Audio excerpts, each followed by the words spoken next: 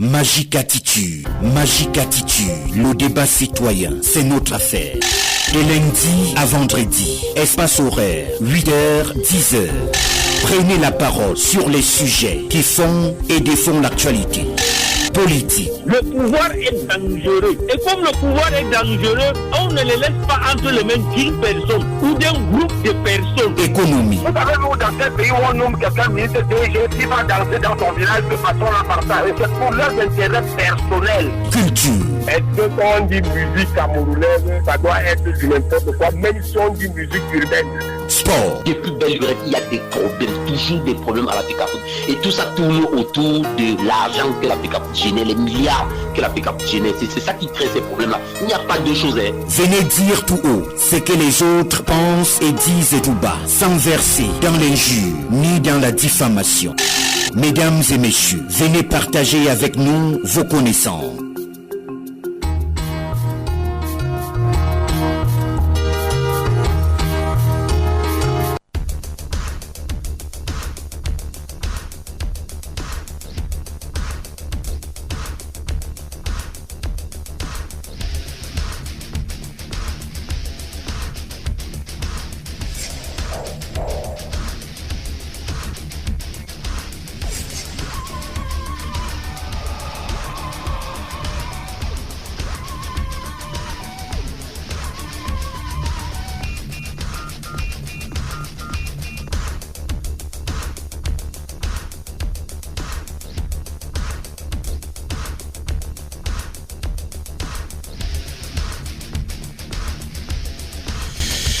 La polémique enfle autour de la candidature ou de la non-candidature de Paul Biya à la présidentielle du mois d'octobre prochain. Au sein du Sérail, les acteurs ne s'accordent toujours pas sur la position définitive de l'actuel locataire du palais des Toudiches, malgré la tenue des concertations cette semaine. Mais pourquoi cette polémique autour de la candidature du président de la République? Plusieurs personnalités ont répondu aux abonnés absents lors des consultations organisées cette semaine au Palais de l'Unité. Parmi ces absences, des figures emblématiques du Parlement et même du gouvernement. Mais comment comprendre donc cette mise à l'écart ou alors ces absences enregistrées dans une initiative qui vise à mobiliser autour de la candidature d'un homme, celle de Paul Biya? Mesdames et messieurs, voilà rappelé les sujets mis en débat cette semaine dans le cadre de votre émission Magique attitude, la palabre intellectuelle. Nous sommes vendredi, c'est la libre antenne. Invité sur le plateau de l'Agora ce vendredi, Monsieur Moubitan Pierre-Paul, bonjour. Bonjour Jules. Vous allez bien? Très très bien. On vous a pas beaucoup vu ces derniers temps. Qu'est-ce qui se passe? Tu sais, il y a des moments dans la vie. Il y a des moments dans la vie où, surtout que je suis un paysan, un agriculteur, il y a des moments dans la vie où il faut se préparer lorsque on a une vision ou lorsque on a des ambitions pour être utile au peuple, à la population. Il faut se préparer, il faut entrer en retraite, il faut, si tu veux, essayer de communier avec les ancêtres, avec la nature, pour voir si effectivement ce que vous voulez faire vaut la peine. C'est pour cela que je ne suis plus passé dans ce Magic FM, qui a été le plateau qui a connu, si vous voulez, qui me recevait assez régulièrement ici. Je me souviens, il y a une scène que j'ai jamais oubliée. Laquelle? On était sur le plateau avec Jules Lobo ici. Et je pense qu'il y avait le commissaire Aïssi Biloua, il y avait un autre très très virulent là, je ne sais pas comment il s'appelle encore, ça fait un peu longtemps. Et sur le plateau, à un moment donné, j'ai fait une intervention et l'un des panélistes a demandé, Monsieur Moubitan, mais vous vivez dans quelle planète? Est-ce que c'est Jupiter ou c'est Mars ou quoi que ce soit? Parce que j'étais totalement en déphasage avec ce qui semblait être l'unanimité sur le plateau. Alors ça, c'est une scène que j'ai jamais oubliée. bien sûr, il y avait tant d'autres. Alors, vous-même, vous avez dit, vous êtes un paysan, vous êtes un agriculteur, il faut le dire. Mais je voudrais quand même revenir sur votre parcours. Entre 2007 et 2013, vous êtes conseiller municipal RDPC dans l'arrondissement de Ngoro. 2002-2015, militant et responsable du parti au pouvoir, dont le RDPC, exclu pendant 18 mois du parti par le président du dit parti. Et puis de 2017 en 2023, membre du comité central de l'UNDP, l'Union nationale pour la démocratie et le progrès. Et depuis 2023, vous êtes à la tête d'une formation politique, l'URA, l'Union pour le réveil de l'Afrique. C'est votre parti politique. Bien sûr, merci d'ailleurs de pouvoir être comme d'habitude, parce que je me souviens d'une chose, c'est que lorsque je démissionne du RDPC, après mon exclusion du parti, comme vous l'avez dit d'ailleurs, c'est vrai, on m'a exclu pour 18 mois, pour des raisons que jusqu'à maintenant, je n'ai jamais comprises. Et avant ces 18 mois, j'avais donc démissionné. Et je me souviens que lorsque je démissionne, le premier média qui me reçoit pour pouvoir annoncer ma démission, c'était Magic FM. Vous comprenez? En tout cas, ce nom Magic FM là quand même, hein, j'ai l'impression qu'il y a quelque chose de magique là-dedans. Hein. Ah d'accord. Alors, au niveau de la vie associative, je précise que vous êtes président fondateur de l'association Save Africa. Oui. Et entre 2015 et 2025, défenseur des droits humains. C'est vrai qu'on vous voyait beaucoup sur le terrain. Fondateur du village éco-touristique Save Africa à Ngoro. Voilà, planter le décor. Alors, au-delà de l'agriculture, qu'est-ce que vous faites? Eh bien, au-delà de l'agriculture, je m'occupe de voir comment faire pour que l'homme soit heureux dans son espace vital. Je passe mon temps à réfléchir sur les solutions idoines qui permettent aux hommes de s'épanouir, de pouvoir être heureux dans leur environnement immédiat et même lointain. Je réfléchis et je participe à la construction d'une autre Afrique, d'un autre Cameroun, puisque nous sommes au Cameroun. Et il me semble que cela m'occupe tellement. Vous n'avez pas oublié, Jules Lobo, qu'à l'époque, j'étais déjà fondateur d'une école spirituelle, une école ésotérique. Et tout cela m'occupe jusqu'à nos jours d'ailleurs. Cette école qui est devenue internationale, avec des membres dans pratiquement tous les continents. Et je passe le temps à donner des conférences. J'en ai donné une bonne série il n'y a pas longtemps en Europe, en France, en Hollande, en Suisse et même en Allemagne. Donc, je me suis occupé de cette manière-là pour déjà, surtout, encourager les Africains à ne plus se laisser avaler par des requins dans les mers pour traverser, en leur disant, nous avons une richesse incommensurable en Afrique, en particulier au Cameroun. Il n'y a pas de raison qu'on aille se faire manger donc par des bêtes féroces dans l'eau, mais qu'il y a tout sur place. Et c'est pour cela d'ailleurs que j'avais initié la construction de ce village qui est aujourd'hui achevé et qui fait d'ailleurs la fierté de notre pays parce que les gens quittent de partout dans le monde pour venir visiter ce village. Et ça me réjouit énormément. Et je pense que tout cela a permis que je puisse être, si vous voulez, prêt à pouvoir mettre en œuvre ce que j'ai glané comme expérience depuis très très longtemps. Et aujourd'hui, je me dis, il faut que j'arrive où je sois, là où on décide. Parce que, étant membre de la société civile, pendant des années, défenseur des droits humains et tout, j'ai observé que vous pouvez avoir des bonnes idées, vous pouvez avoir des choses à proposer, vous pouvez avoir des solutions idoines, mais si vous n'êtes pas là où on décide, cela, c'est une perte de temps. Parce que ce n'est que lorsqu'on peut décider et qu'on a des bonnes idées qu'on peut faire changer les choses dans son environnement, dans la société. Et donc, je m'attelle aujourd'hui donc à faire en sorte que je puisse être désormais entièrement disponible pour non seulement partager l'expérience de ce que j'ai fait. Le développement en Afrique aujourd'hui, tout le monde s'est mis à imiter l'Occident, à développer uniquement les villes au détriment des villages. Moi, je vois autrement qu'aujourd'hui, le développement de l'Afrique devrait être à partir des villages. Vous savez qu'à l'époque, les villes étaient en quelque sorte des comptoirs coloniaux.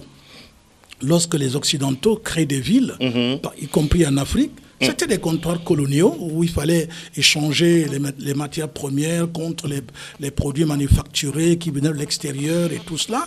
Mais nous, on en a fait des lieux de vie. Non, mais non. Nous avons une richesse incommensurable. Nos campagnes qui sont inoccupées, les terres riches, qui ne demandent que juste à être, si vous voulez, travailler pour que nous puissions être à l'aise, que nous puissions nous épanouir. Donc aujourd'hui, c'est ce combat que vous menez à travers cette formation politique, l'Union pour le réveil de l'Afrique? Absolument. Et là, c'est pour ça, comme je vous disais, je parlais de la question de la décision politique. Eh bien, nous avons des idées, il faudrait qu'on puisse décider désormais, ou tout au moins participer à la décision. Alors, OURA, qui est l'Union pour le réveil de l'Afrique, va donc être ce socle, ce cadre où l'enrichissement de tous ceux qui ont glané des expériences, l'enrichissement de tous les paysans, de tous les agriculteurs, les éleveurs, les artistes, les artisans, tous ceux qui ont glané des expériences et qui ont du génie, de la matière, qu'on puisse mettre cela ensemble pour rendre notre espace collectif viable. Nous n'avons pas besoin d'attendre que ça vienne d'ailleurs. Nous n'avons pas besoin de nous endetter pour être à l'aise, pour être riche, pour nous développer. On n'en a pas besoin. Il y a tout sur place et je suis prêt à le démontrer, même si vous me réveillez à 2h du matin. Donc vous voulez faire comprendre ou croire aux Camerounais, aux Africains que leur avenir, c'est dans les campagnes? Pas forcément, j'ai bien dit qu'il y a les campagnes, il y a les villes qui doivent être des lieux de rencontre où on échange ce qu'on a produit. En fait, ça devrait être ça, la ville. Et la ville devrait avoir, certes, l'administration, avec tout ce que vous connaissez comme structure étatique et tout cela, mais ça devrait être un endroit à partir duquel il est possible de pouvoir envoyer, par exemple, dans les bateaux, les produits agricoles transformés qu'on a pu rendre disponibles par notre travail manuel ou par un travail machin. Bref, il faut que les villages, donc, les campagnes, redeviennent des espaces vitaux modernes. Je n'ai pas dit calqué sur le mode occidental, mais je dis moderne.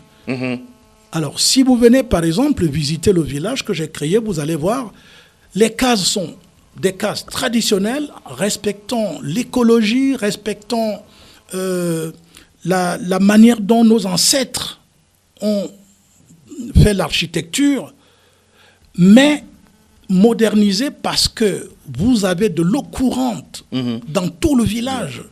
Vous avez l'électricité dans tout le village. Il n'y a jamais de coupure. Vous êtes connecté par satellite 24 heures sur 24 dans ce village. Et les gens mènent dans ce village une vie communautaire, ce qui nous manque. C'est incroyable quand j'en parle. Je me dis, mais qu'est-ce qui s'est passé pour que l'Afrique abandonne son mode de vie véritable pour épouser un mode de vie qui Justement, nous a je voulais entraînés. poser la question, comment faire pour amener tous ces gens qui abandonnent les villages et qui se retrouvent aujourd'hui dans nos villes? Quand nous prenons le cas de la ville de Yaoundé, chaque jour qui passe, ils sont nombreux, ceux qui viennent s'installer en ville et qui abandonnent leur village. Comment on fait? Je pense qu'il y a une amorce de solution. Je me souviens que lorsque j'étais membre du parti au pouvoir, c'est d'ailleurs l'une des choses qui m'avait fait adhérer à ce parti. Parce qu'on parlait déjà à l'époque de décentralisation. Mais malheureusement, l'inertie, les forces de résistance ont fait en sorte que jusqu'à maintenant, la décentralisation n'arrive pas à se mettre réellement en place. Parce que c'est avec la décentralisation, si elle est effective, qu'il est possible que les villages se développent. Et je vais prendre une image d'un agriculteur. Prends le miel, tu le mets à un endroit, les abeilles vont venir. Ça veut dire quoi? La jeunesse veut s'épanouir. La jeunesse cherche quelque chose qui lui permet de s'affirmer. Elle cherche le miel. Elle cherche le miel. Mais mettez le miel. Et le miel, c'est quoi? C'est pas exhaustif ce que je vais dire. Mais le miel, c'est quoi? C'est aussi que lorsque la décentralisation, les communes, et pour moi, c'est une parenthèse, je développerai cela pendant nos différentes interventions, eh bien, il faut que les communes ne s'arrêtent pas dans les villes. Non! Les communes, on doit avoir des villages. Là où il y a une forte concentration dans un village, ça devient une commune. La décentralisation doit aller jusqu'au niveau du village. Parce que si ça reste encore au niveau rien que des chefs-lieux d'arrondissement, nous allons connaître encore les mêmes problèmes. Donc nous devons aller jusque... Mais prenez un exemple, on sait imiter les Occidentaux, la France par exemple et tout. Mais la France a près de 27 000 communes. Je dis 27 000 communes. Mais nous, on en a combien? 360 à peine. Comment vous pouvez expliquer ça? Comment vous pouvez déclencher un véritable développement avec 360 communes alors que... Plus 14 communautés urbaines. Mais c'est pas possible. Ce n'est pas possible. C'est-à-dire les ingrédients pour ne jamais se développer sont déjà là. Mais il faut dégager ce goulot d'étranglement. Il faut dégager ça. C'est une inertie.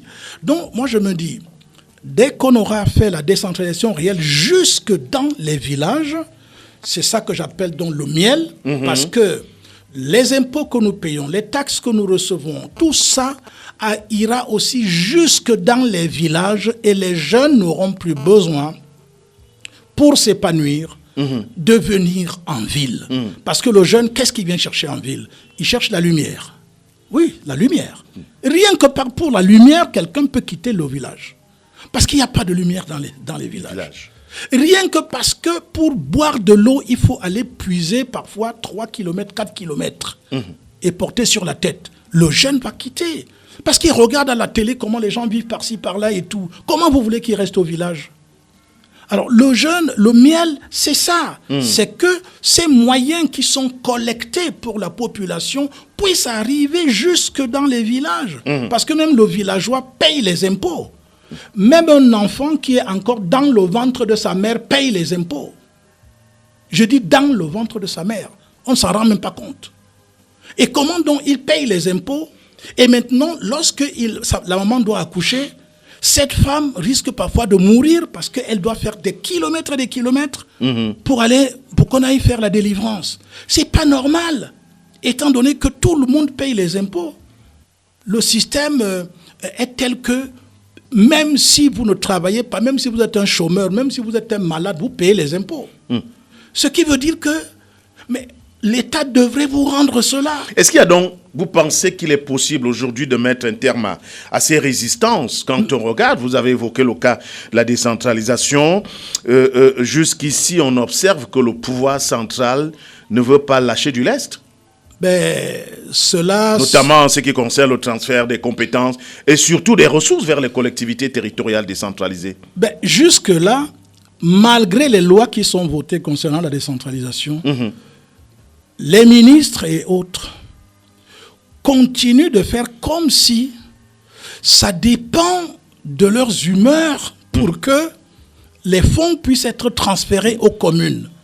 Ça n'a pas de sens. Quand on vote des lois, on dit que désormais la loi sur la décentralisation, machin et tout, il y a transfert des compétences, transfert des fonds, transfert de ceci, mais il faut le faire. C'est une urgence. Or, malheureusement, dans ces résistances, on le voit, et vous avez fait allusion tout à l'heure à quelque chose sûrement dont on va parler, la question politique, la situation actuelle. Vous allez voir que c'est ça qui se reflète, y compris dans la bataille politique et électorale. C'est la même chose, c'est exactement ça. Cet esprit de conservation, cet égoïsme exacerbé, où chacun qui se retrouve dans une position de rente, ça ne devrait pas être ça pourtant, un serviteur de la nation, un ministre et tout ça, là, c'est un serviteur de la nation. Ce n'est pas une position de rente. Mais chacun qui se retrouve là, du coup s'enferme dans sa bulle et ne pense qu'à son propre développement et au trop à sa famille très rapprochée. Mais c'est un tort qui cause beaucoup de souffrance à la population. Donc je me dis, il faut nécessairement que cette décentralisation devienne effective jusque dans les villages, et vous allez voir que les villageois, les gens dans les villages et consorts, les jeunes, ne vont plus courir en ville pour venir chercher à être ministre et tout. Parce qu'ils se rendront compte qu'à partir de là où ils sont, ils peuvent regarder la télévision, ils peuvent faire Internet, ils peuvent faire ci, ils peuvent faire ça et tout, ils peuvent se déplacer facilement et tout. On peut leur apporter même leur courrier, leurs lettres, leur courrier, on peut leur apporter ça au village. La commune est devenue quelque chose comme, tu vois, un micro-État. Pourquoi les gens ont peur de partager? Pourquoi les gens sont si égoïstes? Mais est-ce qu'ils s'en rendent compte, mon vieux? Les gens souffrent parce que, effectivement, il y en a qui sont égoïstes et foncièrement égoïstes. Ça doit changer. Et pour que ça change, il faut donc qu'il y ait un groupe de personnes qui se donnent pour mission de se sacrifier. Je parle vraiment de sacrifice. Avec si vous voulez, une compréhension différente de la fonction de serviteur de l'État et tout ça. Et qu'ils se mettent donc à travailler pour les autres. Parce que tu ne peux pas travailler pour les autres si tu es égoïste. C'est antinomique. Donc il faut une certaine formation. Je voulais même dire... Aujourd'hui, il y a des Camerounais qui sont prêts à travailler pour les autres. Bon, ça c'est une autre question qu'on va voir, mais je voudrais vous dire que, et heureusement, nous on a pris conscience de cela il y a près d'une 50aine d'années, et nous nous sommes mis à travailler pour qu'il y ait une transformation de la mentalité. Et je suis heureux aujourd'hui de constater que les gens apprécient ce que nous disons, y compris à l'international, et nous voyons des gens qui viennent d'autres pays pour venir se former dans notre village. Nous avons des gens qui viennent de partout, de la Guadeloupe, du Canada, de partout, qui viennent se former là parce qu'ils ont compris que c'est ça la base du véritable développement. Et donc je pense que ce qu'il faut donc, c'est forcément être là où on décide. Et c'est pour cela que nous allons travailler maintenant pour être là où on décide. On décide. C'est entendu. Alors, on va au téléphone pour prendre une réaction. D'abord, c'est Ibrahim qui nous appelle. Mais avant de donner la parole à Ibrahim, je rappelle les codes d'accès. 242 06 81 24, 696 25 83 56. Je reprends les codes d'accès. 242 06 81 24, 696 25 83 56. Ibrahim, bonjour. Au téléphone, Ibrahim, bonjour. Allô? Bonjour, Ibrahim. Ouais, bonjour, Jules. Bienvenue à l'antenne, nous vous écoutons. Et puis, bonjour à notre invité surprise. J'ai dit surprise, pourquoi Jules Lobo, de son habitant, c'est quelqu'un qui nous a amené aussi à la radio, hein. Parce que c'est un monsieur que j'ai souvent suivi depuis, je me posais la question où il est passé. Donc, vraiment, c'est un esprit libre. Vous avez tracé son parcours, l'élection au RDPC, il est parti RDPC. Vous voyez, c'est des esprits comme ça que nous aimons au Cameroun. Ça, c'est vrai, des gens qui sont libres, qui font même des propositions. Parce que quand vous l'avez écouté, il a parlé de l'Afrique, du Cameroun. Les choses peuvent changer avec des esprits comme ça. Merci de nous le ramener, n'est-ce pas, sur le plateau. Et j'espère que le séjour qu'il a passé, son retour, doit être peut-être prémonitoire pour nous, compte tenu de l'événement, de tout ce qui se passe là au Cameroun aujourd'hui. Vraiment, merci. Je veux bien, n'est-ce pas, poser une question à M. Moubitan. Il a vraiment vient développer seulement, n'est-ce pas, sur le cas de l'Afrique, la globale de l'Afrique. Moi, je voudrais, n'est-ce pas, le parti qu'il a créé et qu'il faut ajouter aussi le réveil des Camerounais, mettre beaucoup plus d'accent vraiment sur le Cameroun, parce que c'est dans ce continent, il y a un pays, une jeunesse, les politiciens, les journalistes, c'est-à-dire des gens qui dorment, qui ne veulent pas prendre leur destin en main, participer comme le Moubitan, prendre tous les risques. Qu'on vous demande comme ça, n'est pas de quitter un parti parce que vous êtes un Philippe, sincèrement, ça ne peut pas marcher. Que les Camerounais écoutent des personnes comme ça qui font des propositions, c'est-à-dire le réveil de l'homme camerounais. Vraiment, d'ici les 10, 20 prochaines années, si nous ne nous réveillons pas, tant pis, et le président de la République. 2013, vous vous souvenez où il a demandé qu'est-ce qui nous manque pour décoller. Nous avons décollé de 2013 à aujourd'hui, non.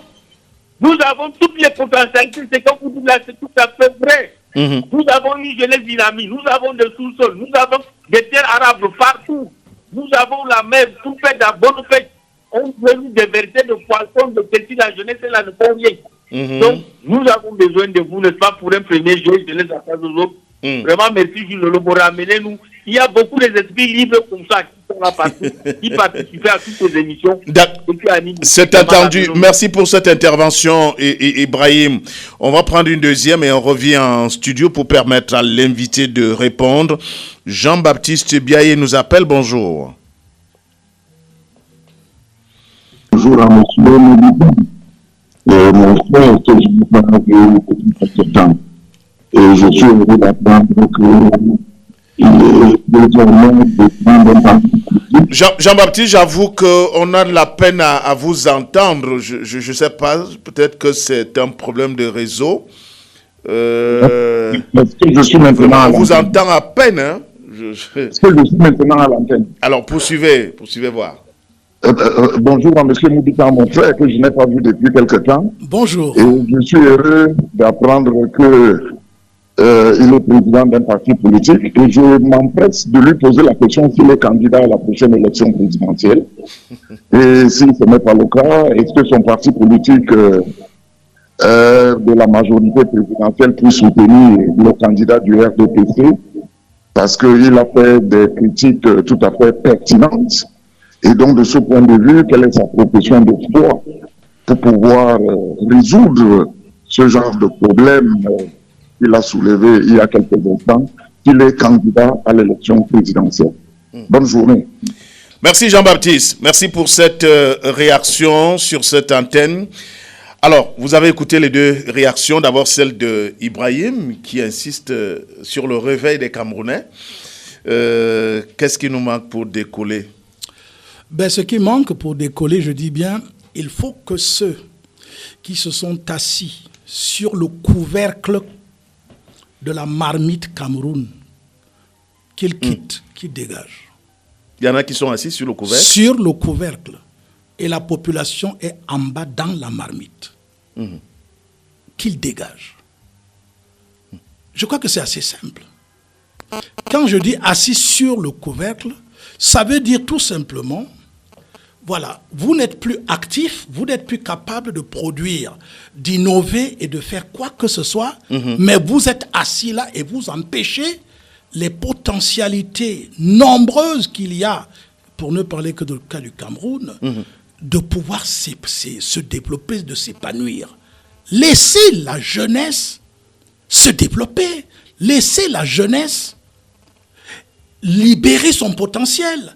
Mais la plupart de ceux qui dirigent aujourd'hui, mais ils ont commencé, ils avaient 20 et poussières d'années. Ils étaient déjà chef de service, qui directeur, qui même ministre. Mais vous pensez que la jeunesse actuelle, elle va devenir ministre à quel âge? Vous pensez que ceux actuellement, ils vont devenir directeurs généraux à quel âge? Mais c'est quand on a 20 et poussières d'années qu'on a toute l'énergie, parce qu'on a des défis et on a l'énergie. comment ces personnes s'assoient et n'arrivent pas à libérer l'espace, comme ils n'ont pas pu le faire. Il est temps de pouvoir maintenant dire à la jeunesse, c'est aussi de votre responsabilité, si vous étouffez déjà à l'intérieur de la marmite, c'est de votre responsabilité de pouvoir entrer dans le jeu politique de manière réelle. Pas comme des aventuriers, pas comme des chercheurs d'emploi. Parce que quand on devient un homme politique, la politique, ce n'est pas un emploi. Non, vous devez avoir un emploi qui vous permet de vous nourrir. Et maintenant, vous faites politique pour vous occuper des autres. C'est pour cela qu'on fait politique. On ne fait pas politique pour chercher à manger. Non. On fait politique pour se mettre au service d'autrui et des autres. C'est ça la fonction politique.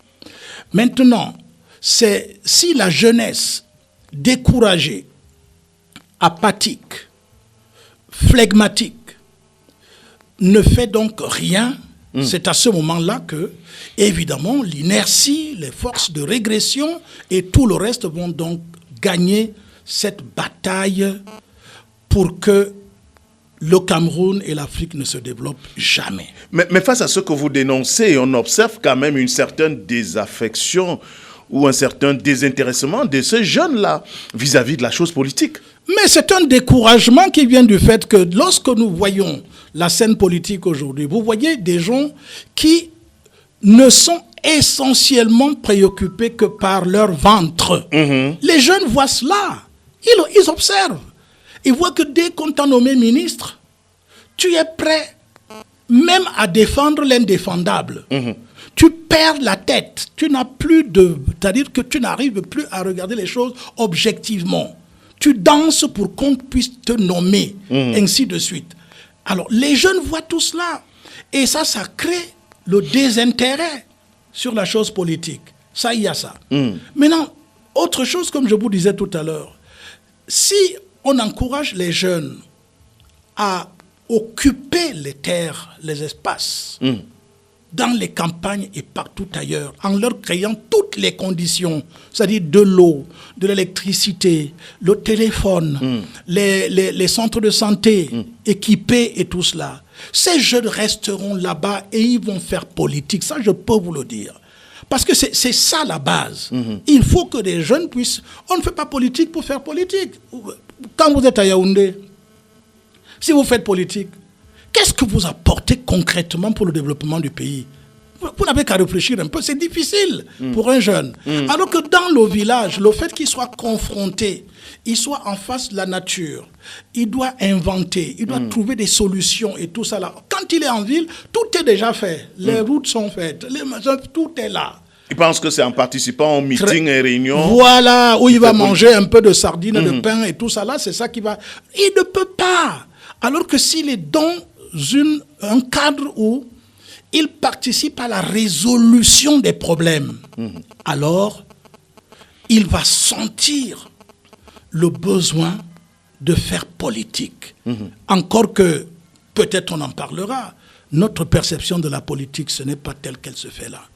Alors là, complètement en déphasage avec ce que nous voyons sur le terrain. Donc la jeunesse a toutes les possibilités et nous allons l'accompagner. Alors, il y avait une deuxième intervention, celle de Jean-Baptiste Biaye, qui pose la question, est-ce que vous êtes candidat à l'élection présidentielle du mois d'octobre prochain? Sinon, est-ce que vous êtes dans la majorité présidentielle? Alors, je voudrais répondre en disant, lorsque vous voulez entrer dans une maison, vous vous rapprochez de la porte. Et vous vous courbez pour entrer. Mais là, nous sommes encore dans la cour. Je ne me courbe pas pendant que je suis encore dans la cour. Dès que je serai proche de l'entrée de la porte, je vais sûrement me courber et les choses sérieuses vont commencer. Mais les choses vont tellement vite que tout est possible. Je reviendrai sûrement sur cette question. Je suis sûr que vous allez me la poser. Parce que, vous savez, j'ai déposé le dossier pour la légalisation depuis le 11 janvier 2024. Jusqu'à maintenant, le MINAT n'a pas autorisé mon parti politique. Bon, mais selon la loi, le parti est déjà légalisé. Mais si je n'ai pas l'autorisation du MINAT, les sous-préfets seront embarrassés lorsqu'il faudra qu'ils puissent me délivrer un récépissé pour organiser une réunion publique ou une manifestation publique. Cela a fait que je suis resté tranquille pendant 19 mois. Et j'ai fait toutes les démarches possibles au MINAT. Même les audiences, j'en ai demandé énormément pour rencontrer même le ministre, pour que je puisse savoir s'il y a quelque chose de particulier. Alors, je pense Mais qu'est-ce qu'on vous dit, ce que vous avez rencontré? Oui, alors, au plus haut, très proche du ministre, le directeur des affaires politiques m'a répondu un jour, « Monsieur Moubitan, votre dossier, il n'y a rien à redire, la décision reste politique. » Voilà la réponse. Étant donné donc que je n'ai jamais rencontré le MINAT, malgré toutes mes demandes d'audience, je ne peux rien vous dire d'autre. Mais cela ne m'empêche pas. Parce que vous savez que la loi permet à un candidat de pouvoir rassembler 300 signatures. Tout à fait. Pour pouvoir... Donc ce n'est pas une raison.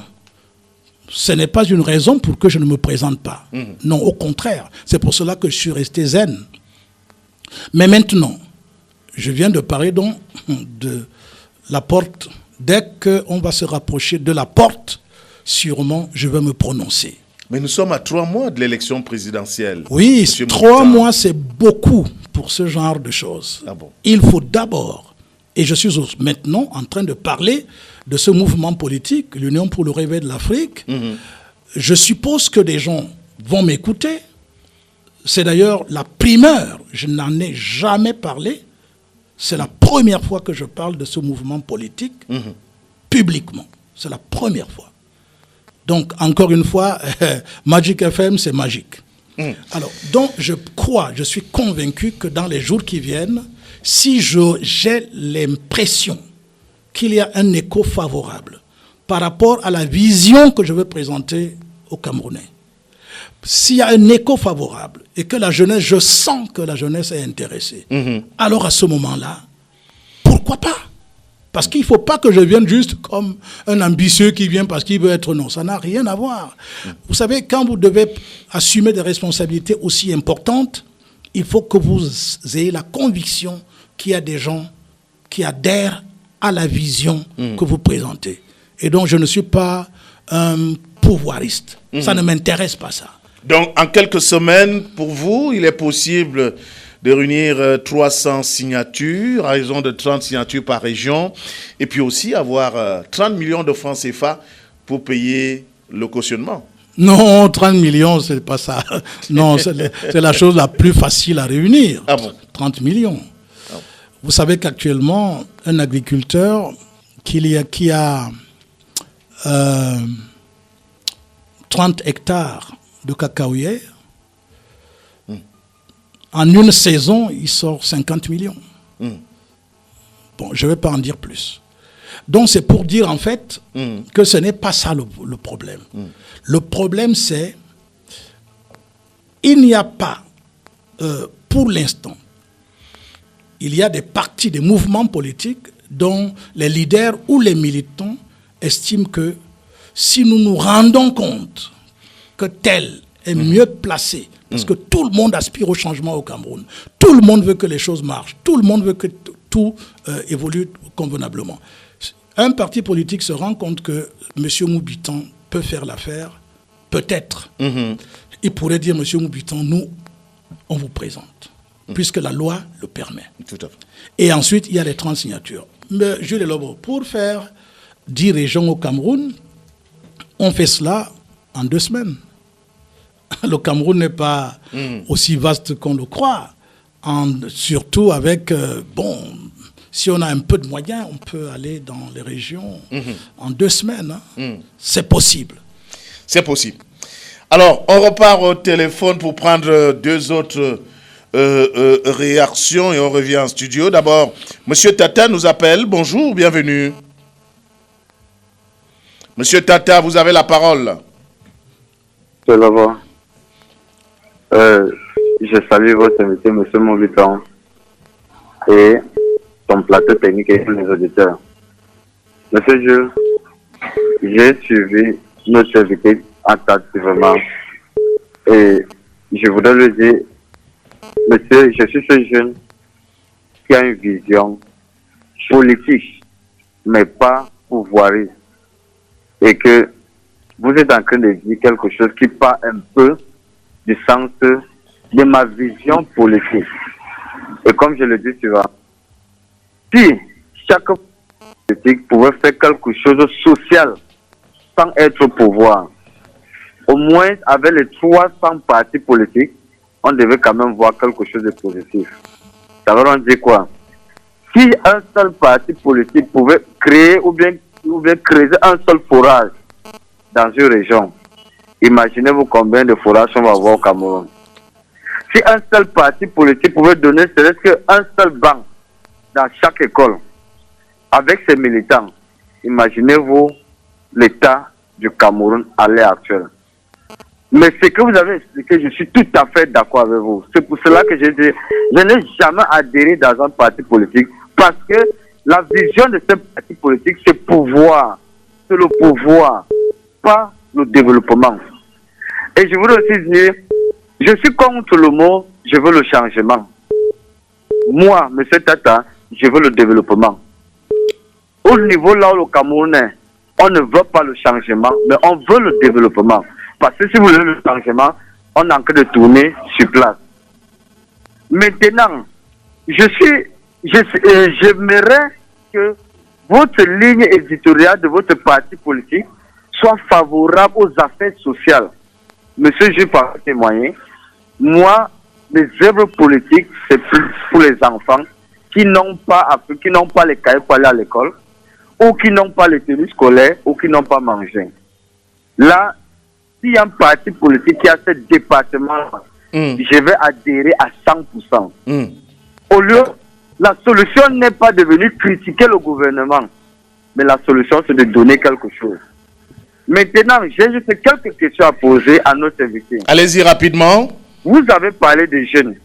Je suis ce jeune, mais avec d'autres ambitions. Maintenant, qu'est-ce que vous allez amener extraordinaire au-delà de ceux qui sont déjà là pour qu'on croie à vous? Ma première question. Deuxième question. Vous avez parlé de vision politique. Quand est-ce avez-vous l'engagement de voir la politique avant de donner maintenant les informations politiques? Parce que la politique, vous et moi, nous savons que ce sont les informations politiques qui sont dans la rue, mais la politique n'est pas dans la rue. Comment comptez-vous gérer cette situation au cas où vous êtes candidat?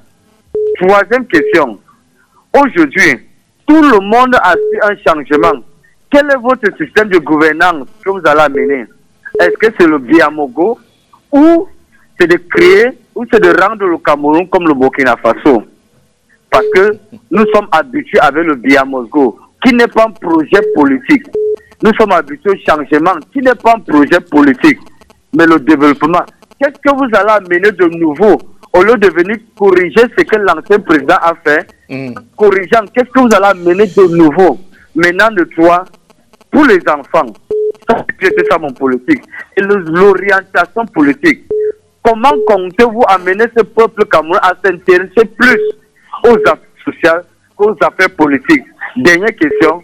Est-ce que vous comptez amener les députés, les gens voter pour le sénatoriat et les législatives et les sénatoriales pour développer au moins chaque commune et se concentrer sur les communes au lieu de se concentrer sur la présidence?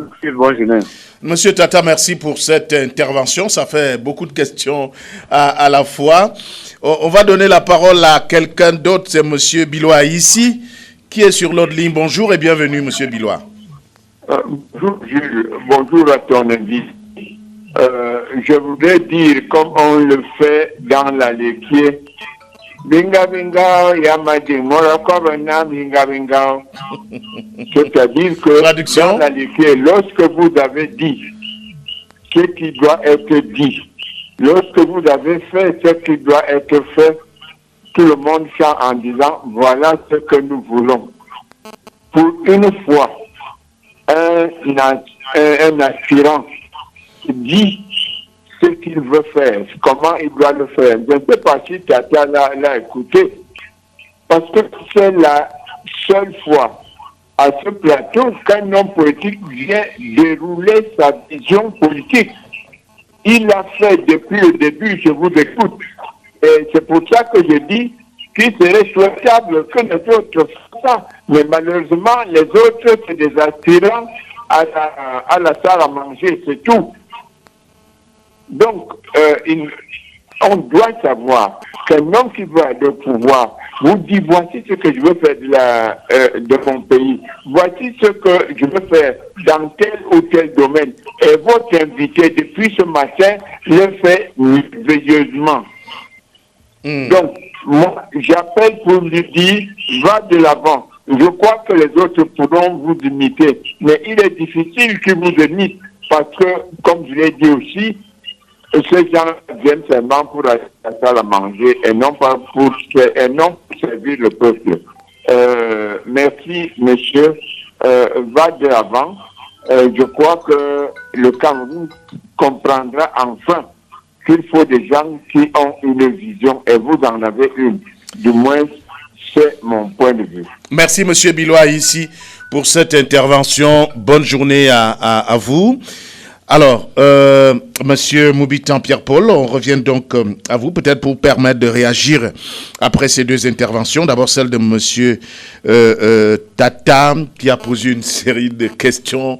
Ça tourne autour, qu'est-ce que vous apportez concrètement, comment vous comptez mener votre politique, quel est le système de gouvernance que vous allez adopter. C'est autant de questions qu'il a posées.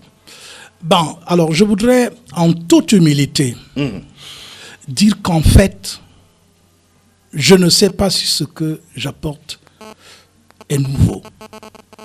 Parce que ça a déjà été. Lorsque je me suis interrogé sur comment nos ancêtres vivaient à l'époque, je me rends compte que ce que nous voulons devenir aujourd'hui, nos ancêtres l'étaient déjà. Alors je me suis mis à me demander, mais ils vivaient donc comment? Comment ils faisaient à l'époque? Comment ils se logeaient, comment ils vivaient en société et tout ça. Je me suis interrogé jusqu'à l'Égypte ancienne, qui a à un moment donné rayonné une civilisation extraordinaire sur le monde, sans mettre l'emphase sur la destruction de la vie, mais en préservant la vie. C'est même pour cela que cette civilisation a mis des millénaires. Alors que la civilisation occidentale, elle n'est qu'en train de faire quelques centaines d'années. Donc, c'est pour dire que je pense que je n'apporte rien de nouveau. Mais par contre, la vision que nous avons, c'est de dire, nous sommes aujourd'hui coincés parce que nous nous sommes endettés de manière démesurée. Nous n'avions pas à nous endetter parce que nous avons tout pour faire ce que nous voulons. Je dis tout. Il y a parfois, quand je parle, quelqu'un qui n'est pas attentif peut se dire, mais comment ce monsieur veut dire qu'on a tout? Mais on a tout parce qu'on a le potentiel. Mais les Africains sont des génies. Mais j'ai observé, c'est par expérience. Les Camerounais sont des génies. Mais ce génie est totalement embrigadé dans un système. C'est pourquoi c'est le système qui doit être mis de côté. J'ai fait allusion aux gens qui sont assis sur la marmite. C'était une image pour montrer que c'est un système qui n'est pas bon. Moi, ce n'est pas les individus. Je le redis toujours à haute voix. Ce n'est ni Paul Biya, ni Kaba Yege Djibril, ni tel. Ce n'est pas ça. Si nous allons dans ce sens, on se fourvoie complètement. Il y a un système hérité de la colonisation que nous devons mettre totalement de côté. Parce que c'est un système qui a été conçu pour préserver les intérêts des Occidentaux, nous devons sortir de ce système en inventant nous-mêmes. Et moi, je ne viens pas avec des... Mais est-ce qu'il n'y a pas des gens qui incarnent ce système-là? Ben, il y a des gens qui incarnent ce système, mais si vous faites une fixation sur ces gens-là, ça fait quoi? On va entraîner la jeunesse, et j'apprécie, je fais une digression pour apprécier l'intervention de ce jeune tout à l'heure qui parlait. Mais au fur et à mesure que ce jeune parlait, j'avais l'impression qu'il m'a déjà beaucoup suivi. Ou alors tout simplement nos idées se rejoignent. Parce que c'est effectivement ce qu'il disait qu'il faut faire. On n'est pas là parce qu'on vient, non, il faut changer. Mais si vous changez les hommes et le système reste le même, qu'est-ce que ça va donner? Ça ne va rien donner. C'est un peu comme si vous voulez prendre un musicien, vous lui donnez un mauvais instrument et vous voulez qu'il vous sorte des notes comme celles que sort Richard Bonnat. Ce n'est pas possible. Il faut du Richard Bonnat et il faut une bonne guitare basse. Il faut les deux.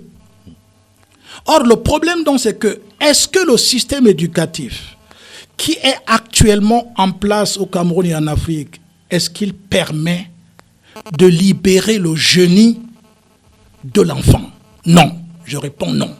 L'expérience nous le prouve. Est-ce que le système éducatif actuel permet de préparer le jeune à s'occuper de l'intérêt général? Non. Je réponds encore non. Est-ce que le système éducatif permet aux jeunes de pouvoir désormais travailler en toute abnégation pour que l'ensemble de la société puisse être heureux? Est-ce que ce système permet cela? Non, il ne permet pas ça. Donc, il faut régler le problème, il faut inventer un autre système. Et un autre système, eh bien, c'est un ensemble de sous-systèmes. Ça veut dire, par exemple, que pour qu'un nouveau système apparaisse, il faut qu'à l'intérieur, qu'il y ait un nouveau système de santé, une nouvelle politique agricole, une politique de transformation des matières premières, il faut une politique culturelle, il faut une politique... Bref, c'est un ensemble de choses. Il faut que tous participent à cela. Un seul individu ne crée pas un système. Moi, je suis mal à l'aise quand je vois parfois un homme politique qui semble être, je ne sais pas moi, il sait tellement tout, il est tellement fort, il est puissant, capable de renverser même celui qui est à la tête de l'État. Et ils sont très puissants, tous ces hommes politiques. Mais la réalité est tout autre. La réalité est tout autre. D'ailleurs, même sur le plan concret, après, on se rend souvent compte qu'ils ne sont pas forts. Mais ce qu'il faut, c'est de mettre toute cette énergie et d'encadrer la jeunesse, de lui ouvrir les portes pour que ce que je viens d'entendre de ce jeune puisse s'accomplir. Et il demande, mais est-ce que vous allez participer aux compétitions législatives et tout? Mais oui, bien sûr, puisque je vous parle de la décentralisation, je vous parle du développement qui doit être initié à partir des villages et des campagnes. Donc forcément, nous allons y être. Nous allons tout faire pour que des jeunes, et nous allons mettre l'emphase sur la formation, je voulais même dire la transformation des jeunes. Nous avons la chance d'avoir créé un espace où ils peuvent venir apprendre de manière directe. Parce que nous ne parlons pas. Non, on a créé quelque chose. Monsieur Aïssi Biloa, qui intervenait tout à l'heure là, c'est un aîné que moi j'ai toujours apprécié, mais ils savent depuis quand j'avais commencé ce projet. Ils le savent, tout le monde le sait. Il y a des gens, quand ils arrivent dans le village que j'ai créé, ils demandent, mais est-ce que le gouvernement est au courant de l'existence de ce village? Je dis, mais bien sûr, le gouvernement est au courant, puisqu'il y a eu des missions même de certains ministères qui ont fait le déplacement pour venir voir ce modèle et tout cela. Le 20 mai de l'année de 1924, non, je veux dire 2024, le 20 mai, la CRTV télé et tout ça, là, on a fait des grands reportages sur ce village et tout, avec tous les compliments et toutes les appréciations que nous avons suivies. Mais alors, pourquoi donc, si ce n'est pas le problème du système. Pourquoi jusqu'à maintenant, on ne peut pas multiplier des villages pareils au Cameroun? Vous pouvez m'expliquer? Comment on peut apprécier quelque chose de ce genre? Et ça ne demande que de multiplier. C'est-à-dire, on multiplie. C'est-à-dire, quelqu'un s'est assis un jour, il a montré, c'est là. Et il dit, je suis prêt à m'investir pour qu'on crée ces mêmes conditions partout au Cameroun et en Afrique. Je vous dis, le problème, c'est, comme notre aîné disait tout à l'heure, la vision, elle est là. Nous voyons un Cameroun, pour ne parler que de lui, nous voyons un Cameroun totalement libre, indépendant, digne, parce que vous ne pouvez pas vous développer si vous n'êtes pas indépendant. Jusqu'à maintenant, on est encore sous le système néocolonial. Il faut se le dire. Et ces gens qui incarnent, vous l'avez dit tout à l'heure, le système néocolonial, ils sont là, mais qu'est-ce qu'ils pouvaient faire d'autre? Vous allez passer le temps à les accuser et tout. Qu'est-ce que ça va changer? Ce qu'il faut, c'est un autre système. Et donc, des jeunes qui arrivent et qui ont une autre formation, une autre mentalité, il faut les former à s'occuper des autres. Je vous dis la clé. Alors justement, le problème, c'est à ce niveau, comment on opère cette mutation? C'est-à-dire ce changement de système. Très bien. Alors, vous posez la question du changement de mentalité. Parce que le système est un élément, est une structure générée par la mentalité. Pour changer la mentalité, il faut connaître l'homme et ses besoins, sa structure et tout. Si les jeunes n'apprennent pas qu'est-ce que c'est que l'homme, quels sont ses besoins, regardez vous-même le système éducatif, il ne met pas l'emphase sur la connaissance réelle de l'homme. Le système éducatif fait connaître l'homme, je peux dire, à 3%. Les autres 97% sont en balade quelque part. C'est pas possible. Imaginez-vous, vous prenez des médecins qui sont formés dans le système actuel. Un médecin, je prends un exemple comme ça, un médecin qui ne sait pas comment on doit nourrir quelqu'un pour qu'il ne soit pas malade. Vous croyez que c'est un médecin? C'est une question que je pose. On sait très bien que c'est de ce que l'homme mange, c'est ça qui fait qu'il soit en santé ou en... Mais comment donc le médecin... C'est le premier médicament. C'est le premier médicament. Comment un médecin fait tout un parcours pendant 7 ans? Il est docteur en médecine et il ne sait pas comment est-ce qu'on nourrit quelqu'un pour qu'il ne tombe pas malade. Vous ne voyez pas qu'il y a un problème? Alors qu'on sait très bien, et vous me voyez, moi j'ai 70 ans, mais je joue au basket à volonté. Je n'ai aucun signe de vieillesse. Aucun. Je n'ai aucun. Il n'y a que mes cheveux blancs. Mais c'est parce qu'il y a un mode de vie que je mène. Parce que je mange d'une certaine manière. Et les jeunes doivent, quand c'est des médecins, quand c'est des physiologistes, quand c'est des biologistes et tout cela, il faut leur dire, la santé des hommes, c'est vous qui devez la promouvoir. Et pour la promouvoir, il faut que vous leur montriez comment ils doivent manger, dans quel environnement ils doivent vivre et tout. Imaginez-vous, on va nommer un ministre qui a donc été formé à cette école par ce système. Lui-même, il mange n'importe comment. Et chaque jour, pour tous ces déplacements, pour aller se faire soigner en Europe, ça coûte minimum 60 millions à chaque déplacement. Alors, c'est ce ministre qui va se préoccuper de changer le système de santé? C'est pas possible. Il n'a pas les outils intellectuels et moraux pour changer le système éducatif. Donc c'est pour cela que nous mettons l'emphase sur la formation et la transformation de la jeunesse. Comme je l'ai dit, moi je ne suis pas pressé. Je suis heureux aujourd'hui, par exemple, d'avoir comme secrétaire général de ce mouvement, ça tombe même bien, un médecin qui a moins de 30 ans.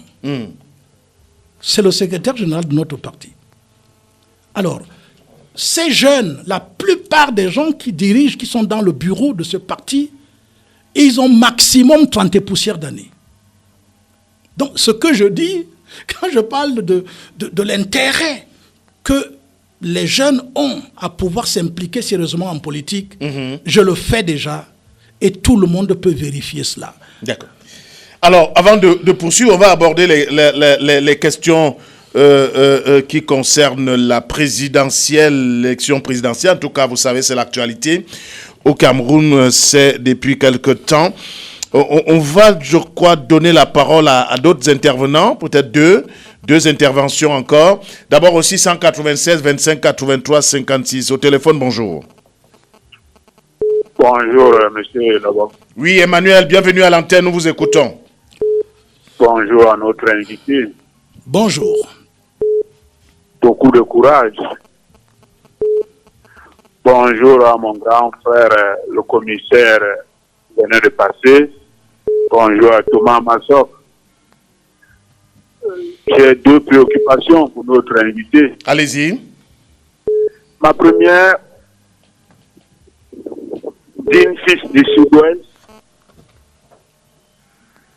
Que comptez-vous faire, cher grand frère, pour amener la sérénité dans mon Sud-Ouest natal en particulier et dans le Nozo en général? Le Grand Nord et sur mon ami à l'Est. Ma deuxième préoccupation, nous avons beaucoup de Camerounais qui ont fui les réalités dont nous continuons à supporter dans notre pays, le Cameroun. Je vous ai entendu dire, là, vous étiez à l'extérieur, vous êtes revenu. C'est le cas pour moi. C'est parce que nous avons l'amour pour notre pays que nous sommes revenus. Que comptez-vous faire pour pouvoir changer la vie de ces Camerounais qui ont fui les difficultés qu'ils rencontraient dans ce cher pays qui est le Cameroun, pour regagner cette confiance de ce pays grâce à vos propositions et revenir partager leur savoir pour nos progénitures futures, que nos ancêtres bénissent notre pays. Merci Emmanuel. Votre mission. Merci. À lundi. Bon week-end à vous. Et Emmanuel, Bertrand Gono nous appelle, bonjour. Ah, on me fait signe que Bertrand Gono est reparti. Alors on va donner la parole à Gérard. Gérard, bonjour. Merci Jules. Bienvenue, nous vous écoutons. Et bonne fin de semaine à tous les libres penseurs. Je pense à toute ton équipe technique et tous tes collègues journalistes et toi-même. Bonjour à M. Moubitan, Pierre-Paul. C'est un nom qui me dit, Pierre-Paul Moubitan, je crois que c'était un journaliste. Quelque chose comme ça. Pierre-Paul Moubitan. Bon. Le nom me dit. D'accord. Je crois qu'on a fait la présentation à l'entame de cette émission. Retenez que c'est un agriculteur, voilà. C'est la deuxième casquette en tout cas. Ok. Bonjour à M. Pierre-Paul. Bonjour. Et justement, merci pour tous ces éclairages, pour tous ces enseignements même. Et je voudrais lui poser la question de savoir pour aller très vite, parce que nous avons plus beaucoup de temps. Et il a observé depuis belle lurette le landerneau politique camerounais et surtout ses acteurs. N'a-t-il pas vu un acteur qui s'orienterait aussi vers ses idées, au point où, au lieu de créer un autre parti politique, peut-être il aurait profité, bénéficié d'entrer dans ce parti et pouvoir développer les choses de l'intérieur que de multiplier les partis politiques au Cameroun, parce qu'aujourd'hui on en compte simplement 500 partis politiques.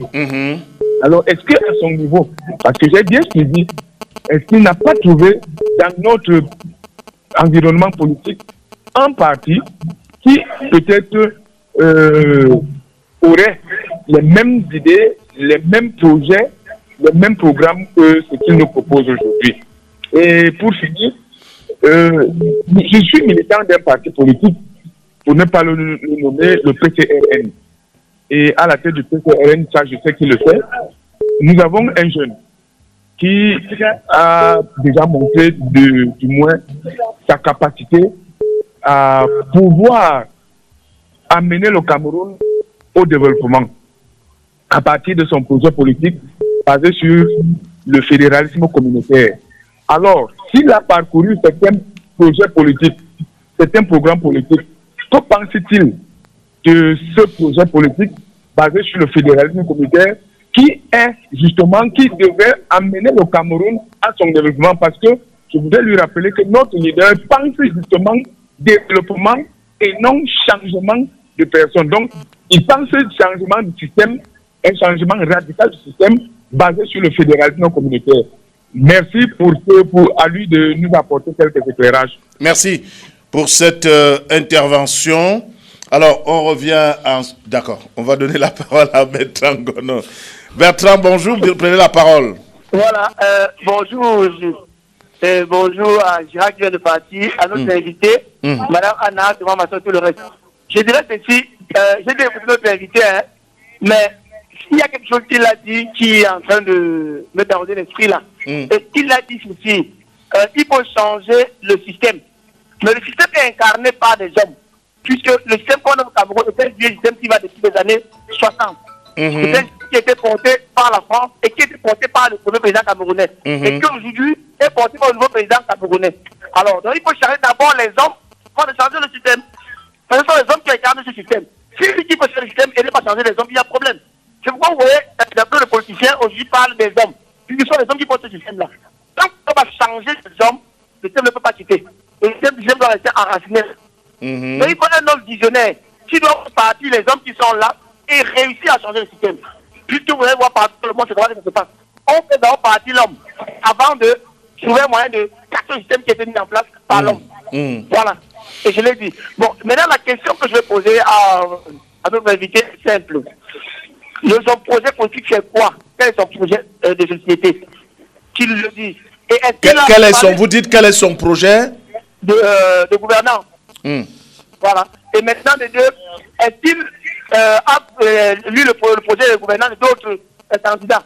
Est-ce qu'il a trouvé un autre projet là-bas qui pouvait rejoindre son projet de gouvernance? Voilà mes deux questions. Merci. Merci pour cette intervention. Bon week-end à vous. Alors, retour en studio. Vous avez là 3 interventions. D'abord, il y a Emmanuel du Sud-Ouest.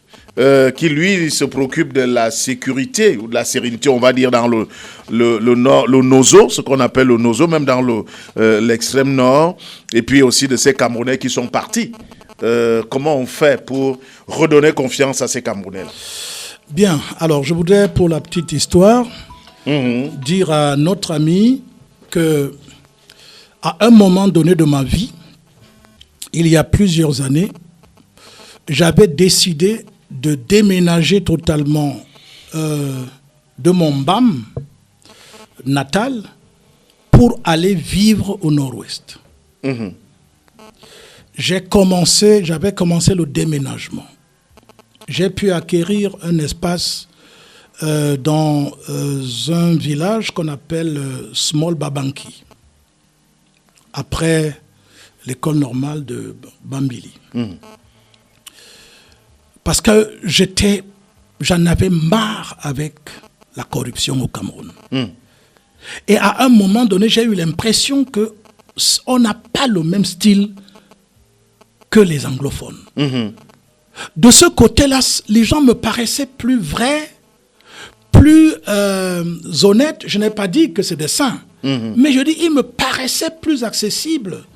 Pas seulement à la sincérité, à la vérité, mais y compris dans le développement.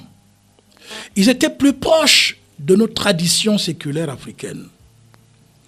J'ai commencé le déménagement, je peux vous dire, c'est à un moment donné l'instabilité qui s'est installée dans cette zone qui a fait que, sinon aujourd'hui j'y serais avec toute ma famille.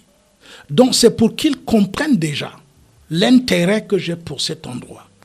Et lorsque on commençait ces problèmes d'instabilité, j'avais pris position à l'époque, je passais encore dans les télévisions, mais j'avais dit, il faut dialoguer même avec les terroristes.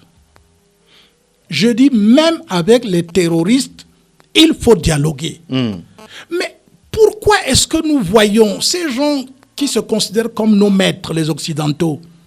Regardez le président syrien actuel. Hier, il était terroriste, recherché partout dans le monde. Aujourd'hui, le bon monsieur est là avec... comment il s'appelle encore, Donald Trump, avec Macron et tout ça là, à la table, ils sont tous des chefs d'État. Pourquoi vous ne pouvez pas imiter aussi les bonnes choses? J'avais dit cela, il faut discuter. Terroriste, c'est quoi? C'est un homme. Pourquoi il est devenu terroriste? Il y a un penseur à l'époque qui disait, l'homme n'est bon, c'est la société qui le transforme, qui le rend méchant. Il avait quelque part raison. Un jeune qui naît dans un endroit où il n'a aucun espoir. Et tout à l'heure, le jeune est encore revenu. Il dit, l'autre dit, ceux qui voyagent, qui partent ailleurs, et puis comment vous allez faire et tout. Mais je réponds en disant, il faut créer un espace de convivialité, un espace où les jeunes peuvent s'épanouir. C'est cet espace qu'il faut créer. Dès qu'on a créé cet espace, les jeunes vont revenir. J'ai parlé du miel. Mettez le miel à l'endroit où les abeilles viennent. Tout simplement, créer l'espace qui leur permet de s'épanouir.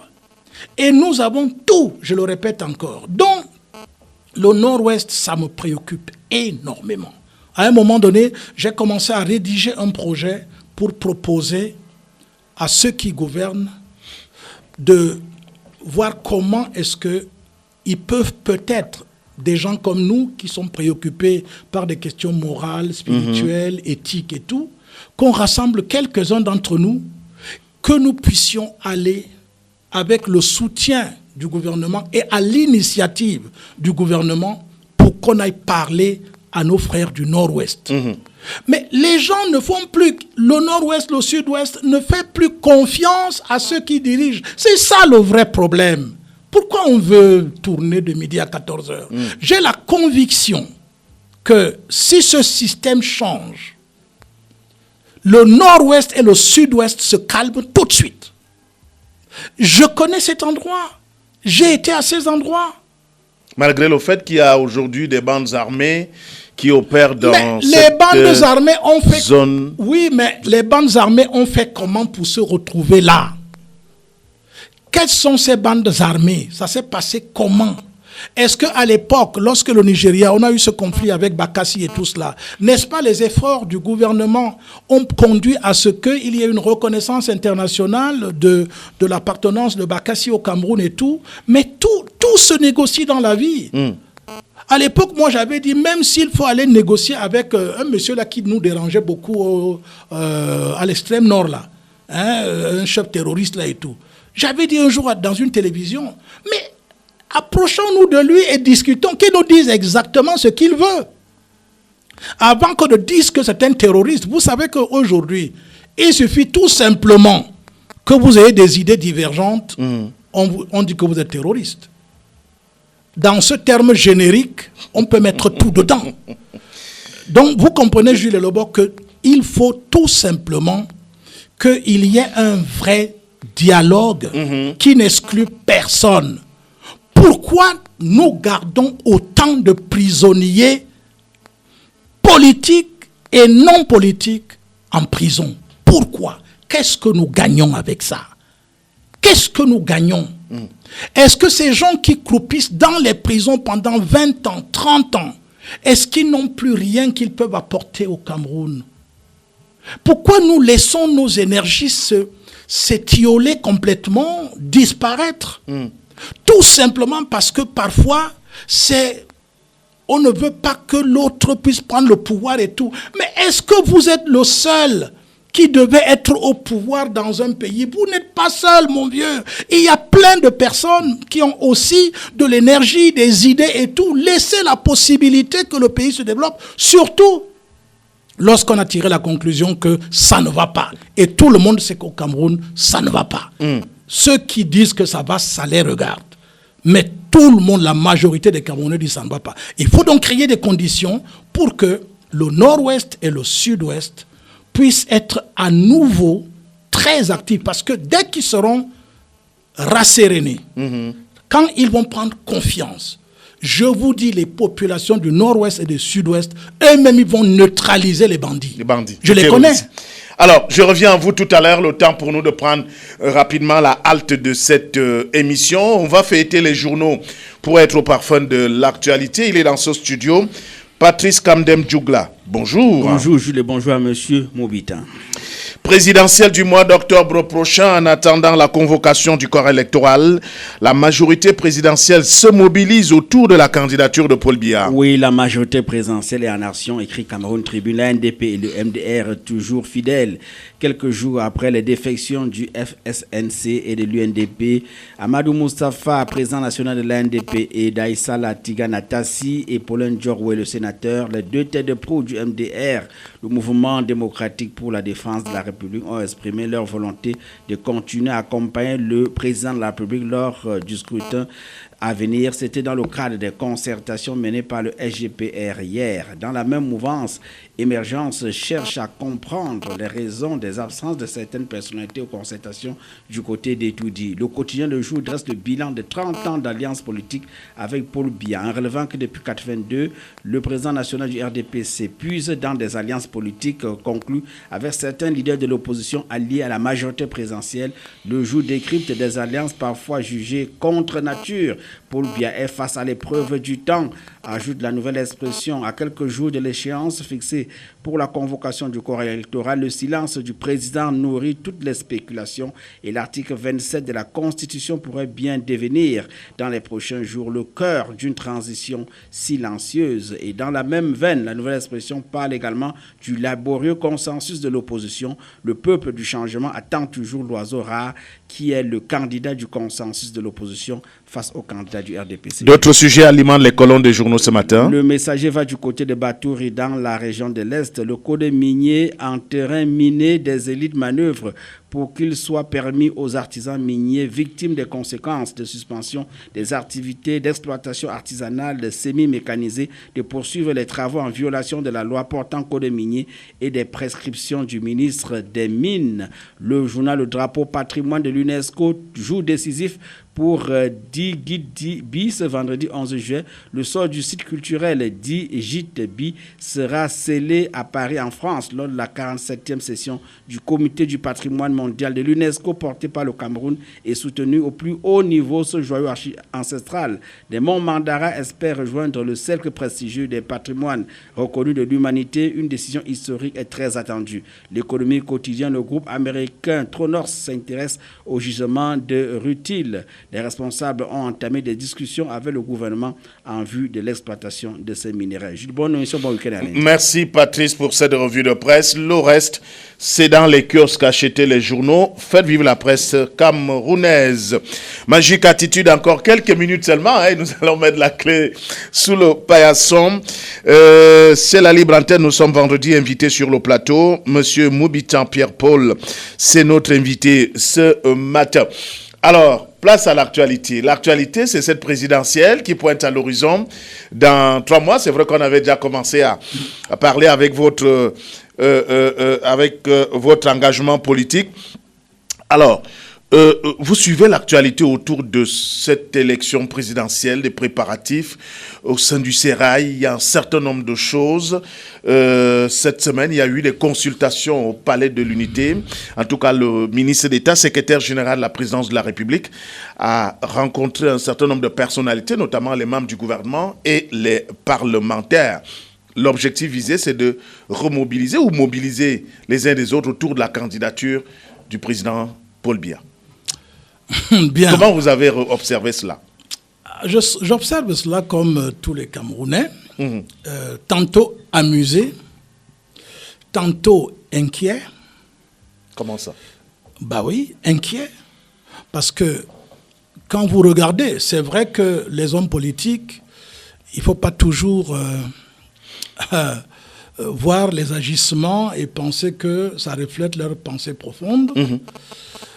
L'homme politique est un caméléon qui sait feindre à un moment donné, quand il veut passer inaperçu ou bien attraper une proie, il sait se camoufler, ainsi de suite, ainsi de suite. Donc, vous ne pouvez pas, sur la base de toutes ces apparentes contradictions qu'il y a, par exemple, entre les camarades militants du RDPC qui donnent l'impression de cacophonie. Moi, je n'y crois pas. Moi, je n'y crois pas du tout.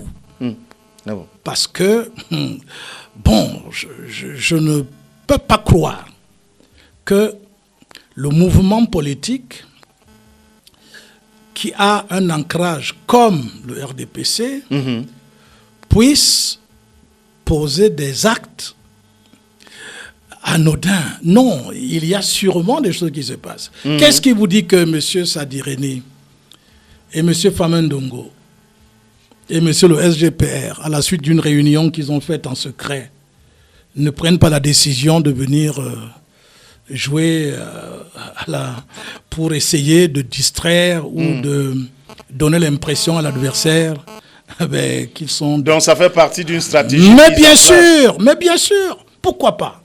C'est possible. Donc il faut déjà avoir cette lucidité pour croire que c'est possible.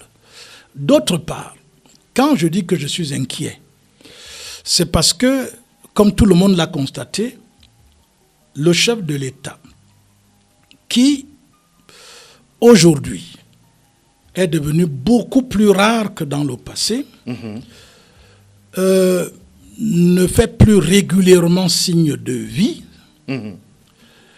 On nous donne l'impression aujourd'hui que c'est d'autres personnes qui gèrent. Pour la petite gouverne, lorsque je démissionne du RDPC, c'était sur ce plateau que je l'avais dit, j'avais dit que je démissionne du RDPC parce que j'ai constaté que le président du parti, M. Paul Biya, ne contrôle plus le parti. Aussi simple. C'est écrit, c'est archivé. Voilà la raison que j'avais donnée. Il ne contrôle plus le parti. Je ne sais pas si j'avais vu juste ou pas. Mais quand ça c'était en 2015 par là. Mais bien sûr. Ça fait quand même une dizaine d'années. J'ai dit, s'il contrôlait encore le parti, je suis convaincu qu'il n'aurait pas signé, par exemple, mon exclusion pour 18 mois, sans qu'il y ait des raisons valables pour le faire. J'avais compris à ce moment-là qu'il y a un groupe de personnes que peut-être je gênais ou j'inquiétais et qui avaient décidé de m'exclure du parti. Bien. Alors, j'ai préféré rédiger ma démission, je suis parti. Quand je pars de là, c'est bien aussi de le dire, parce que ça répond à une des préoccupations d'un auditeur. L'UNDP me propose de venir dans ce parti. J'ai dit bien, j'ai été contacté par les responsables de l'UNDP. Puisqu'à cette époque-là, je soutenais les idéaux, je dis bien les idéaux que le président Biya avait proposés dans sa vision politique contenue pour le libéralisme communautaire. J'étais à l'époque, vous vous souvenez, nous passions souvent ici sur ce plateau, avec Feu Ateba Yene, avec Feu Pius Otou, avec d'ailleurs l'ancien camarade Messanga Nyamding. On était souvent sur ces plateaux, avec d'ailleurs le vice-recteur de l'université, monsieur Onangini. On était souvent sur ce plateau. Et je n'avais jamais caché mon soutien par rapport à ces idéaux, qui étaient basés sur deux piliers. J'en étais d'ailleurs à un moment donné un des exégètes. C'est pour cela que chaque fois, par exemple, qu'Ateba organisait une conférence et qu'on devait parler du libéralisme communautaire, il m'invitait toujours comme conférencier. Parce que j'étais en accord avec ce qui était proposé dedans. Mais au fur et à mesure que le temps est passé, je me suis rendu compte que ce n'est plus jamais le libéralisme communautaire. Et je comprends que finalement, il y a eu déphasage non seulement sur le plan idéologique, mais sur la déception que j'avais sur la gouvernance. Un autre auditeur l'a encore dit tout à l'heure. La corruption avait atteint des niveaux insupportables. Et ça n'a pas changé jusqu'à l'heure actuelle. Ça va d'ailleurs de mal en pis. C'est pour cela qu'on ne peut pas aujourd'hui s'arrêter sur les gesticulations des hommes politiques. Moi, je ne regarde pas ça. Ce que je souhaite aujourd'hui, c'est que le président de la République, s'il est candidat à l'élection présidentielle, qu'il s'exprime lui-même. Cela va dissiper... Qu'il parle aux Camerounais. Qu'il parle aux Camerounais et de manière solennelle. Et de préférence en face des médias camerounais, pas à RFI. Ça nous rappelle de très mauvais souvenirs. Pas à Deutsche Welle. Non, non, s'il vous plaît. Qu'on réunisse les journalistes camerounais et le chef de l'État se prononce devant eux. Parce que c'est une affaire camerouno-camerounaise. Et à partir de là, ça pourrait dissiper un certain nombre de choses. Et maintenant, les Camerounais, en âme et conscience, la voix en l'ayant regardé dans les yeux pendant qu'ils leur parlent. Ils prendront la décision. Ils vont donc prendre la décision. D'accord. Mais avant cela, il y en a qui ont pris des décisions. 2 membres du gouvernement, originaires du Septentrion, Issa Chiroma Bakari, et le ministre Bello Bouba Maïgari, qui ont décidé de se présenter eux aussi à cette élection présidentielle. Ils ont même déposé leur démission à ce qui concerne du gouvernement. En tout cas, ils sont partis du gouvernement, on va le dire. Comment vous réagissez quand on sait que, notamment le ministre Chiroma disait qu'il n'arrivait pas à voir le président depuis plus de 5 ans aujourd'hui? Ça rentre dans ce que vous venez de dire. Alors, est-ce que la situation aussi aujourd'hui n'est pas assez, on va dire quoi, n'est pas assez grave quand on voit des personnalités politiques comme celle-là prendre cette position? Bien, je voudrais d'abord vous dire mon admiration pour un homme politique. Il s'appelle Bello Bouba Maïgari. Je parle bien d'admiration. Parce que j'ai été dans ce parti. J'ai été membre du comité central, j'y suis resté pendant 7 ans.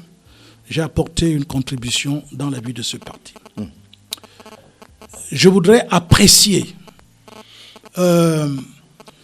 cet autre homme, Issa Chiroma. C'est des personnes, à mon avis, qui sont respectables.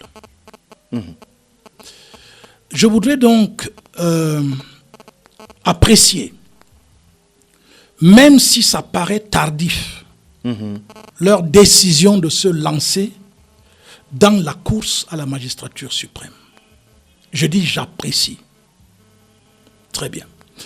Aujourd'hui, vous voyez, même si on dit c'est pas le changement, forcément le changement qu'il faut et tout, tout à l'heure vous disiez, mais c'est quand même les gens qui incarnent le système. D'accord. Mais, cher ami, avant que notre système se mette en place, mais on travaille d'abord avec ceux qui étaient dans l'ancien système. Parce qu'ils n'ont pas fait que de mal. Ça veut dire que on va prendre ce qui était bien dans l'ancien système pour pouvoir, comme on dit, en osmose, travailler dans le nouveau système. Donc, j'apprécie et globalement, je respecte tous les hommes politiques qui ont pris les risques de pouvoir s'exposer au public. Parce que vous savez comment, lorsque vous entrez en politique, vous n'avez pas que des amis. Donc, maintenant, pour revenir sur la question de leur démission, je voudrais vous faire une confidence, pour la première fois que je le dis publiquement, étant membre du comité central de l'UNDP.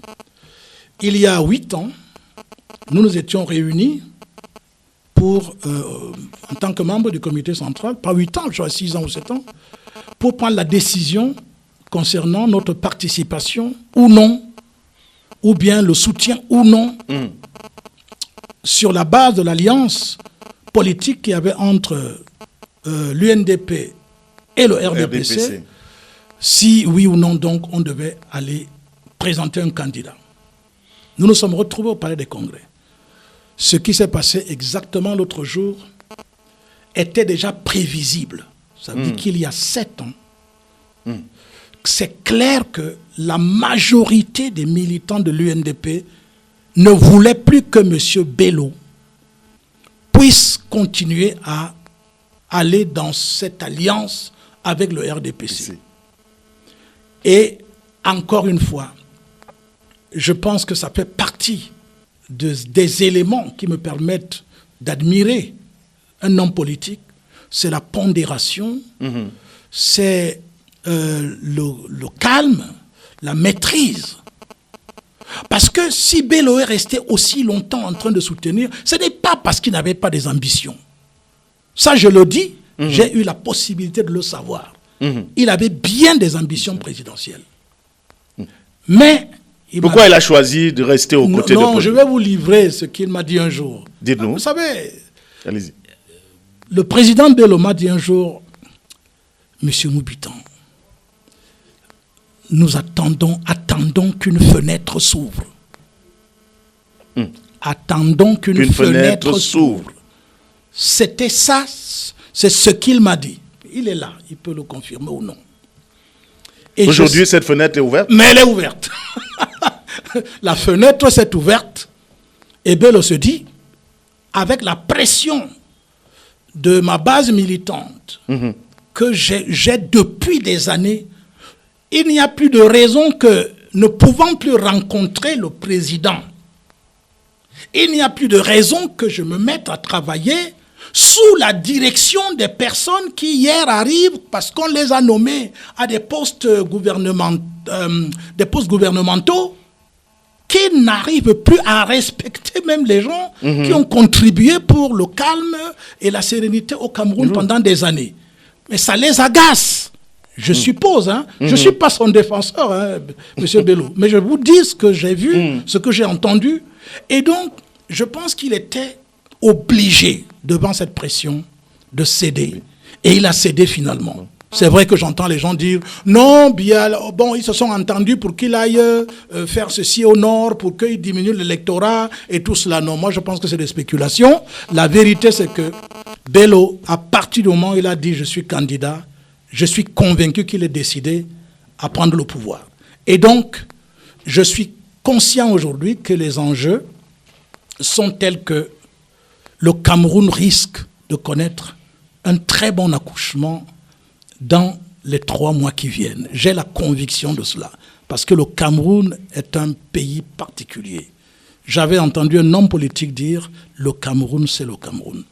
Je suis convaincu qu'après 3 mois, si les élections ont lieu, si les élections ont lieu, parce qu'il y a aussi lieu de penser que ça peut ne pas avoir lieu. Maintenant, si les élections ont lieu, quelque chose d'extraordinaire va sortir du Cameroun. Je ne peux pas vous dire comment ça se fera, mais je suis convaincu que quelque chose d'extraordinaire va sortir du Cameroun. Pierre-Paul Moubitan, nous sommes arrivés au terme du temps imparti à ce programme. Je voudrais sincèrement vous dire merci pour votre disponibilité à venir partager avec nous toutes ces connaissances. C'est moi qui vous remercie, et puis je remercie les auditeurs qui ont pu réagir. J'ai constaté qu'ils m'ont encouragé à pouvoir continuer, et je voudrais leur dire, je vais m'investir de manière très très sérieuse, pour que ceux qui pensent comme nous puissions apporter une contribution décisive dans la marche. Et je retiens la chose qui m'a le plus marqué pendant toute cette émission, l'intervention du jeune. Je ne sais pas s'il est du Nord-Ouest ou je ne sais pas. C'est lui qui a posé... Il est du Nord-Ouest, voilà, Monsieur Tata. Qui a posé 4-5 questions là. C'est un jeune que je souhaiterais rencontrer. Et aussi pour dire donc que nous ne pouvons pas bâtir une cité agréable si nous passons le temps à nous autodétruire. J'admire tous les hommes politiques. Kamto, je l'admire. J'admire Cabral Libi. je voudrais dire à cet ami, cet auditeur qui a demandé si je n'ai pas pris connaissance avec d'autres projets de politique et tout. Non, je prends compte. Vous ne pouvez pas être un homme politique sans savoir à peu près ce que les autres pensent. Mais il faut savoir que d'abord, j'admire tout ce monde. Et je souhaite qu'on se rencontre tous. Indépendamment des chapelles politiques. Et qu'on puisse faire ce que ce jeune a dit. C'est-à-dire, on commence à mettre des forages. Penser développement. Oui, on commence à mettre des forages dans les villages en donnant chacun sa contribution. Faisons ça. Puisque c'est à ça que je pense. Merci. C'est ici que se referme donc cette édition de Magique Attitude. Merci à tous ceux qui ont pris la peine de nous écouter ce matin et ceux qui ont pris la peine de nous appeler. Merci à toute l'équipe de production de cette émission. Justin Baby-Boni aux commandes techniques et à la réalisation. Supervision générale Grégoire Mbidanzana. Jules Lobo, j'étais à ce micro de présentation. Madame, monsieur, je vous souhaite de passer un excellent week-end.